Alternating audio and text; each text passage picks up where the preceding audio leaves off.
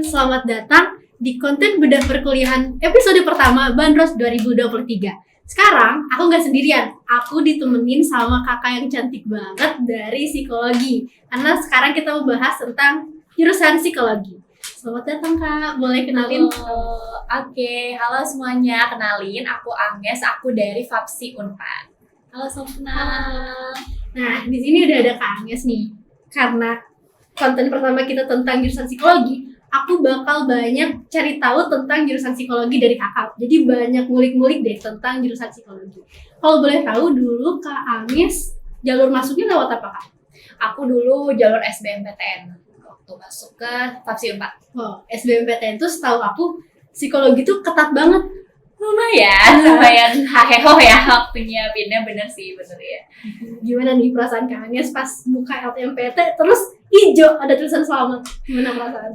Waktu itu sebenarnya aku ini agak TMI, aku dulu tuh daftar SNMPTN tapi aku ketolak, cuman gak di jurusan psikologi. Jadi aku udah ngalamin buka, dikasih semangat gitu ya sama LTMPT.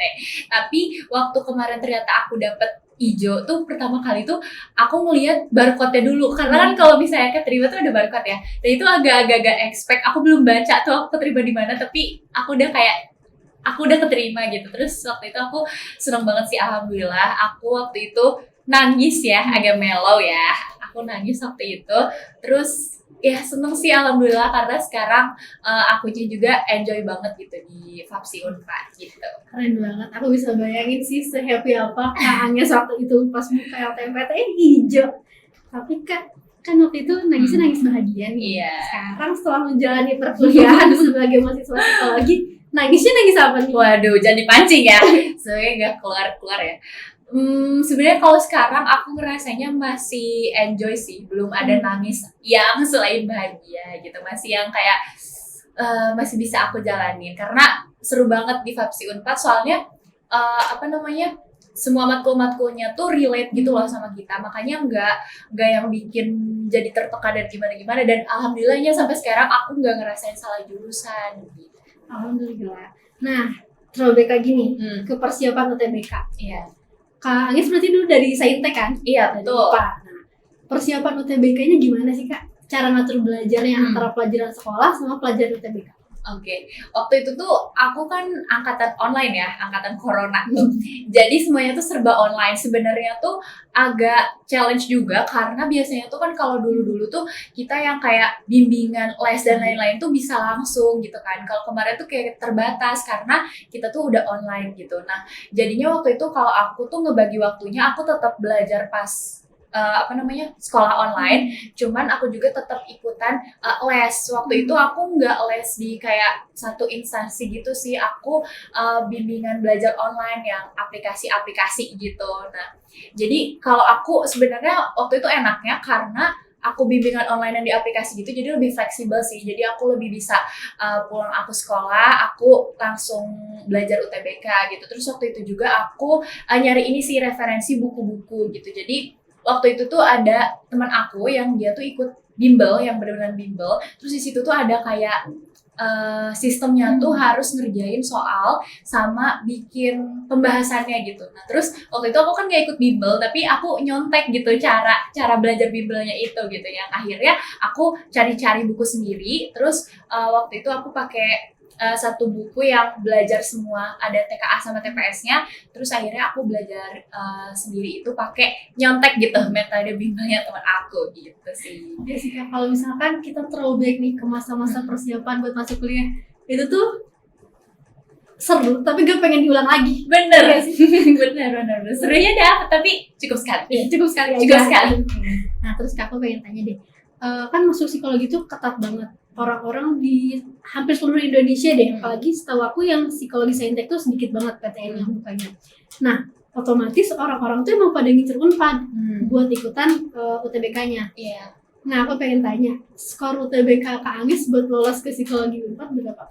Waduh, waktu itu skor UTBK aku sekitar 670-an waktu masuk ke ke Fapsi Unpad. Sebenarnya itu aku agak unexpected ya, karena waktu itu jujur aku tuh agak mungkin ini teman-teman yang lain juga ngerasain ya kesulitan ya, mempersiapkan fisika, kimia gitu kan. Maksudnya itu yang kayak soal UTBK juga tuh nggak segampang kita latihan soal biasa kan. Nah, jadi sebenarnya aku agak kesulitan di situ, tapi ternyata ada ini kali ya, hoki setahun aku mungkin kepake ya di situ gitu. Jadi ya alhamdulillah aku dapat skornya segitu.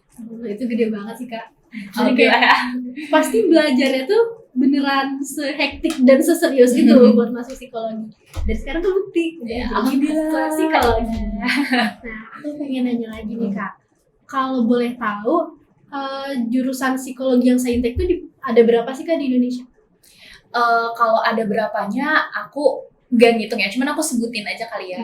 Yang setahu aku itu ada di UNS, terus ada juga di Hasanuddin, terus juga ada di Andalas, terus di Unpad sendiri gitu. Terus kalau yang swastanya aku kurang tahu apakah masuk Sosum atau Saintek, cuman setahu aku itu. Cuman kalau nggak salah tuh masih ada lagi, tapi aku agak lupa inget ya, cuman yang segitu. Nanti teman-teman bisa cari aja di website-website itu, banyak banget kok yang ngasih tahu PTN mana aja yang Saintek gitu. Oke, berarti emang presentasi jurusan psikologi Saintek tuh sedikit, Iya, benar. nggak sebanyak Nggak yang sebanyak. Sosum. Betul. Nah, tapi aku juga penasaran nih apa bedanya psikologi Saintek sama Sosum. Oke, sebenarnya ini pertanyaan yang aku keluarkan waktu aku mau masuk psikologi, karena kan psikologi Unpad ini tuh masuknya Saintek ya. Nah, sebenarnya kalau secara teknis kita tuh nggak punya perbedaan banget antara mata kuliah di Sosum sama di Saintek gitu. Jadi mata kuliah kita tuh mirip-mirip, paling cuman beda di penamaannya aja gitu, atau misalnya beda di variasi-variasinya gitu. Karena tuh kita tuh kan psikologi ya, kita tuh belajar tentang perilaku manusia. Nah, buat belajar perilaku manusia ini tuh kita tuh secara umum kita tuh belajar lewat 3 aspek gitu. Biopsikososial, nah biologi, psikologi sama sosial. Nah, di mana 3 hal ini tuh nggak bisa dipisah gitu dari kita belajar psikologi. Makanya walaupun Sosum pun kita bakal belajar biologi gitu. Nah, tapi mungkin beda di proporsinya aja. Mungkin kalau misalnya di Saintek proporsinya lebih besar, mungkin belajar pendalamannya. Kalau misalnya di di Sosum lebih ke aplikasi sosialnya mungkin gitu. Nah, tapi kalau yang membedakan Fapsi Unpad sendiri, mungkin ini aku lebih ke Fapsi Unpadnya kali ya.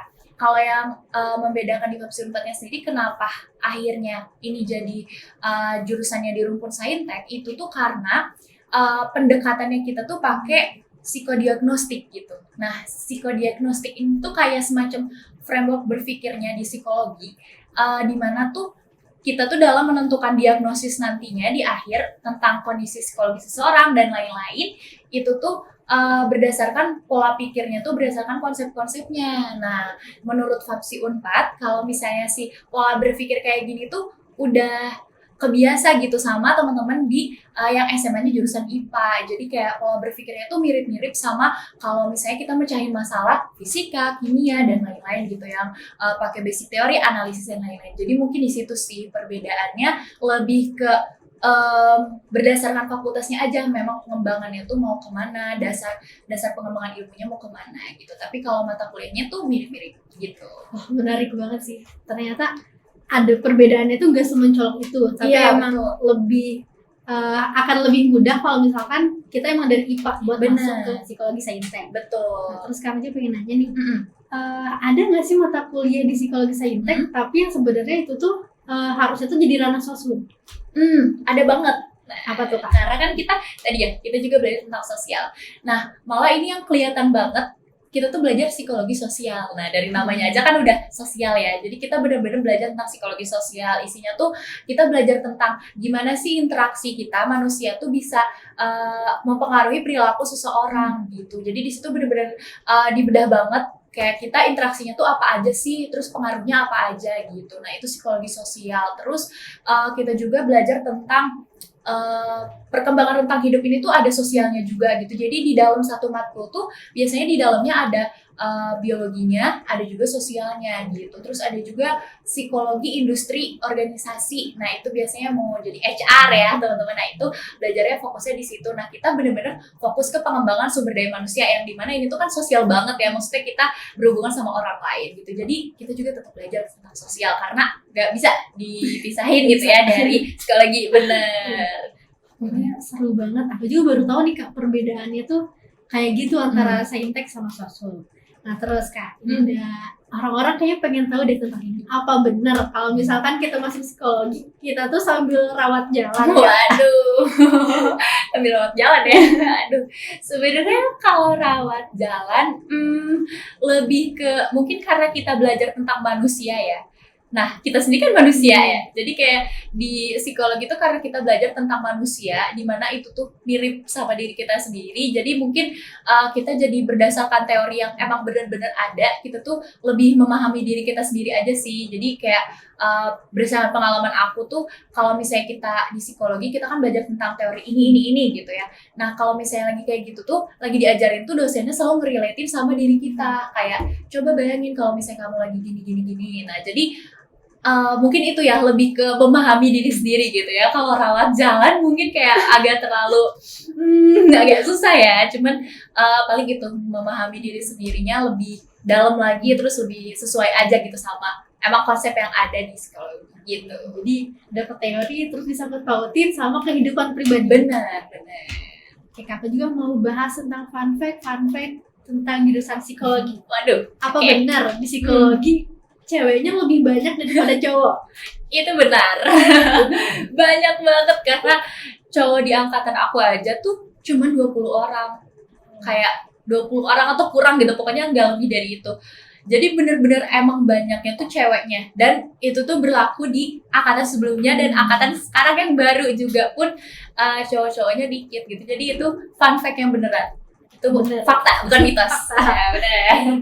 Tapi kalaupun kayak gitu pun buat adik-adik yang mau masuk psikologi, yang cowok nggak usah ngerasa takut deh sih Kak. Iya, nggak usah. Karena kita tuh sama aja ya. Maksudnya kalau misalnya psikologi itu tuh bukan ilmu yang emang harus dipelajarin sama cewek atau butuh keterampilan cewek gitu, nggak sama sekali gitu. Jadi buat teman-teman cowok yang emang minatnya di psikologi itu tuh nggak apa-apa banget, malah keren tau. Soalnya kan maksudnya cowok-cowok terus dia lebih bisa memahami orang lain, lebih bisa memahami diri sendiri, itu malah keren banget gitu. Jadi jangan takut buat cowok-cowok buat daftar psikologi karena nggak berarti apa-apa kok si cowok ceweknya ini cuman mungkin minatnya aja ya. Teman-teman yang cewek lebih banyak yang minat ke psikologi gitu.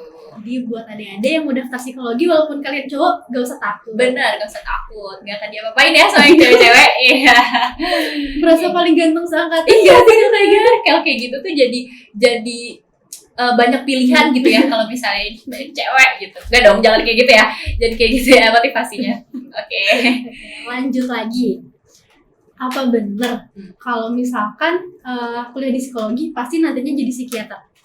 Wah. Oke. Jadi kalau misalnya jurusan psikologi itu nantinya itu bisanya jadi psikolog gitu. Jadi psikiater itu tuh basicnya itu adalah kedokteran gitu. Karena sebenarnya bedanya apa? Kalau misalnya psikolog tuh kita tuh nggak bisa sampai memberikan resep obat gitu. Kita cuma bisa sampai mendiagnosis kayak kondisi psikologisnya klien tuh seperti ini gitu. Kalau misalnya emang kondisinya udah membutuhkan obat, itu harus dirujuk lagi ke psikiater gitu. Jadi psikiater inilah yang ngasih obat gitu. Kalau psikolog kayak kita konseling gitu, ngedengerin terus ngasih kira-kira disebutnya tuh intervensi gitu. Kira-kira intervensi apa gitu yang bisa kita kasih buat klien tersebut gitu.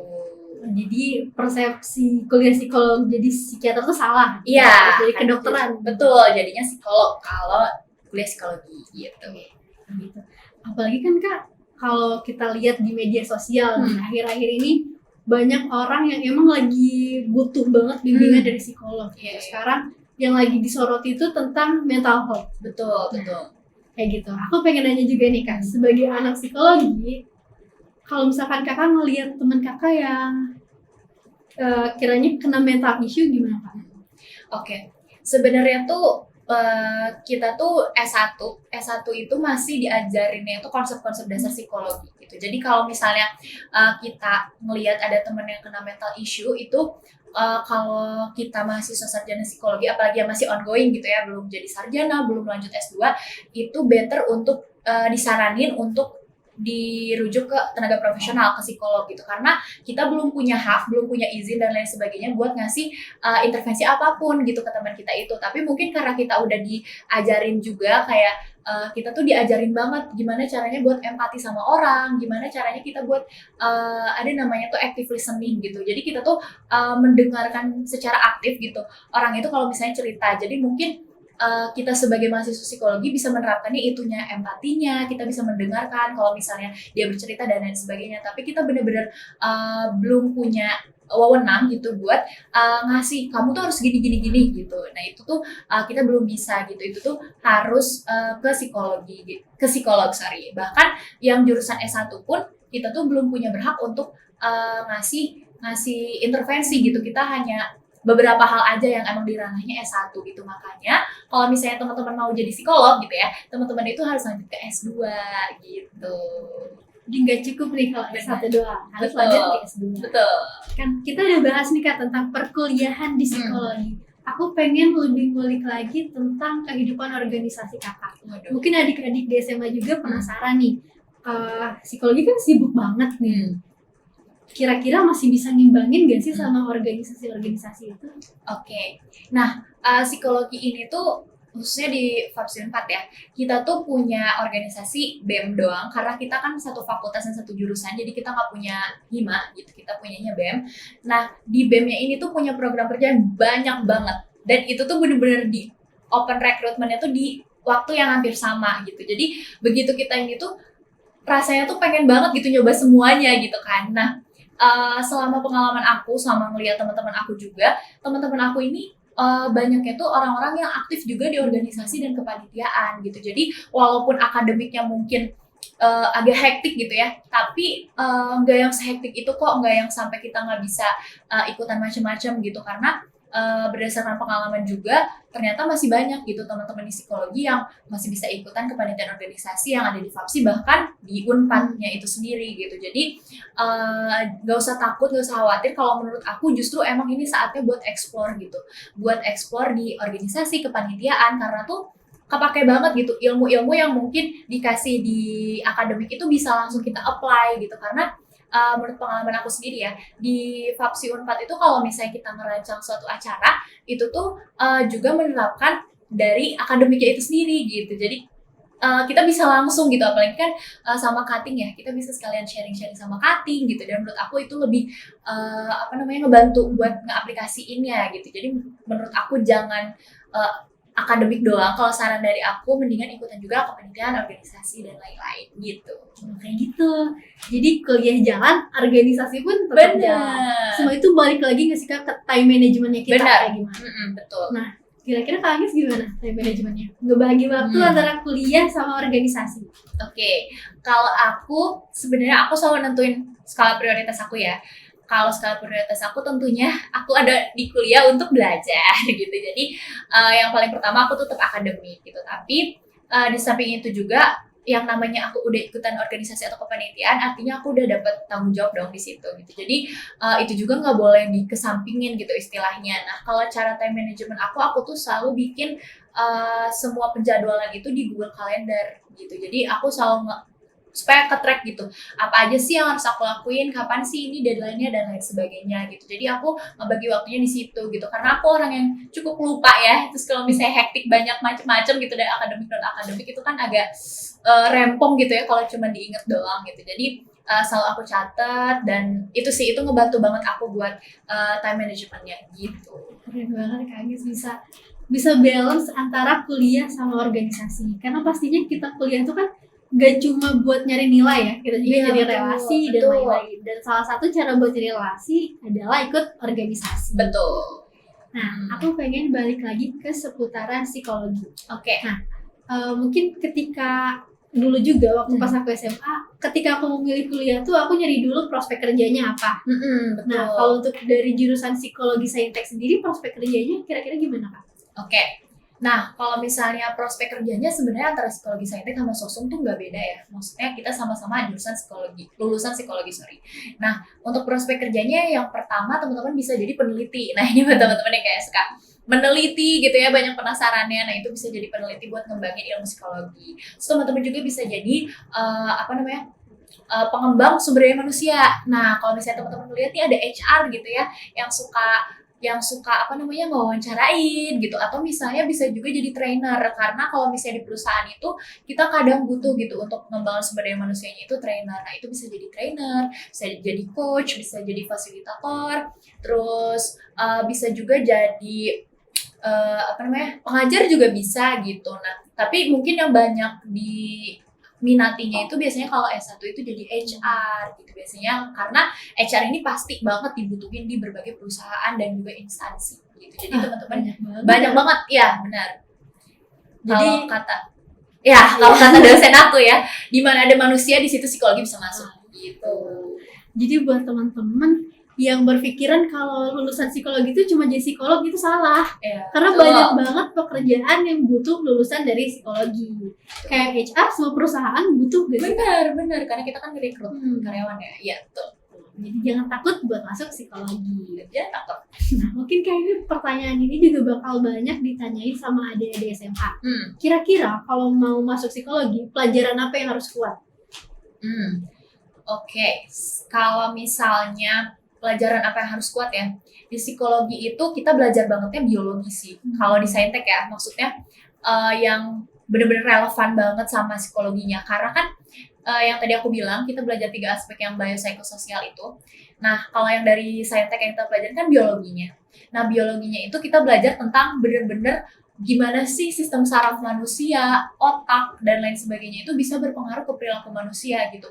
Bahkan sampai indera kita kayak mata, pendengaran, dan lain-lain itu tuh bisa loh gitu ngasih impact buat perilaku manusia. Terus gimana jadinya relasi dia sama orang lain itu tuh bisa berpengaruh gitu. Jadi mungkin bisa di biologinya gitu, tapi pun nggak usah khawatir juga, karena kalau sebenarnya selama basic kita di IPA, kita kan pasti udah belajar biologi gitu. Nah, di psikologi ini tuh berdasarkan pengalaman aku, di biopsikologinya itu kita tuh belajarnya biologinya sebenarnya yang dari dasar, yang dari SMA itu tuh ke bawah gitu. Jadi kita nggak akan se-shock itu waktu di kuliah gitu, karena kita dasar tapi lebih menjurus lagi gitu, karena dikaitkan langsung sama si psikologinya gitu. Jadi mungkin di biologinya sih.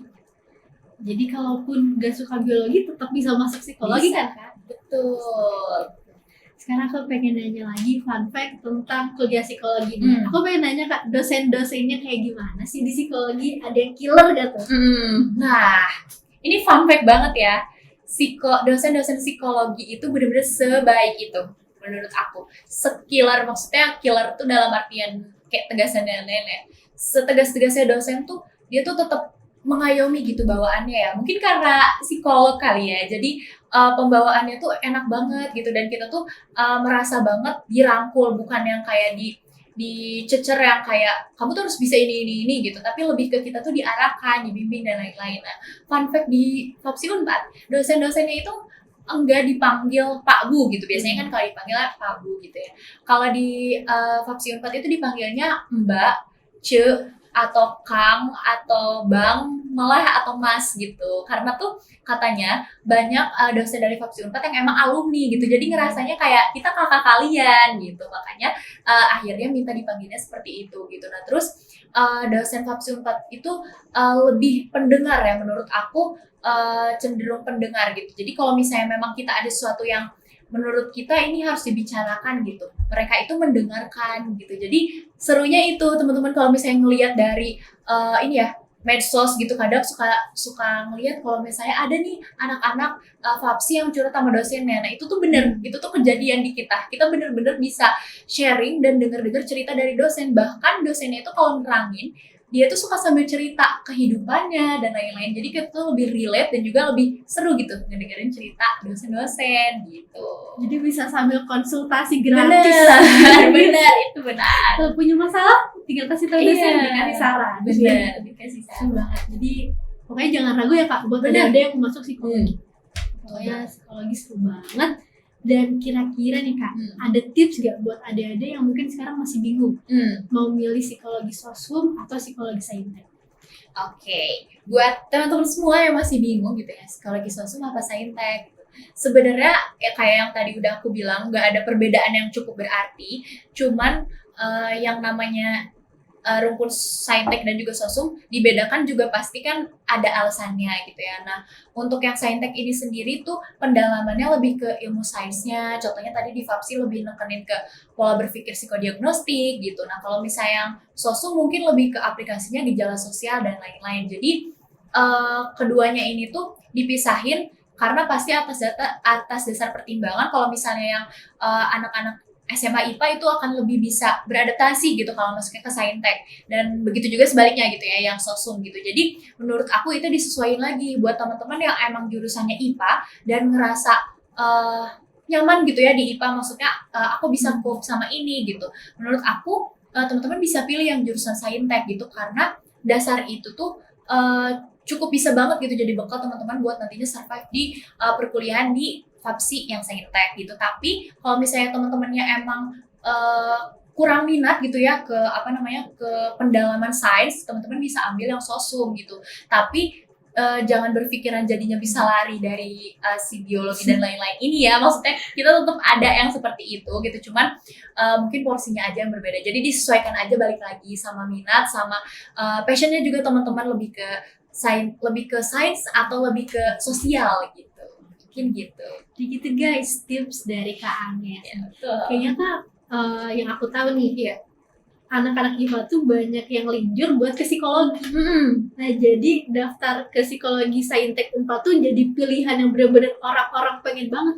Karena Unpad di Pulau Jawa, Betul. akreditasinya bagus. Betul. Jadi semua orang tuh kayaknya pengen ke psikologi Unpad gitu. Jadi aku bisa bayangin gimana perasaan Kak Agnes pas keterima di jurusan yang ketat banget. Itu pasti mixed feeling banget ya sih. Mixed feeling banget. Kayak hasil dari kerja kerasnya kebayar pas dapet selamat. Iya, benar banget. Teman-teman juga kalau misalnya emang minat banget ya di psikologi, pokoknya jangan ragu sih menurut aku. Maksudnya semua orang pun aku selalu percaya kalau misalnya kemungkinan buat gagal dan juga berhasil itu tuh sama, imbang gitu. Jadi menurut aku buat teman-teman yang melihat ini tuh ketat gitu, ini tuh kayaknya susah banget deh, itu tuh wajar banget karena yang namanya kita mau ke jenjang berikutnya gitu ya, pasti ketakutan-ketakutan itu tuh ada gitu. Dan menurut aku ketakutan-ketakutan itu kalau misalnya emang kitanya udah yakin minat aku di sini nih gitu, aku emang suka ini, menurut aku usahain aja gitu, tinggal gimana usaha kita, sebanyak apa usaha kita gitu. Jadi menurut aku jangan takut karena percaya deh nanti kalau misalnya udah keterima dan itu emang beneran minat kita tuh bener-bener kebayar semua nangis-nangis kita belajar UTBK dan lain-lain gitu. Jadi kalau emang udah yakin banget gitu menurut aku langsung aja daftar aja, jangan takut-takut lagi gitu. Iya, keren banget Kak. Nah, mungkin ini terakhir nih Kak. Oke. Ada nggak Kak pesan buat adik-adik yang sekarang lagi nyiapin belajar UTBK biar mereka tetap semangat buat raih apa yang mereka inginin? Oke.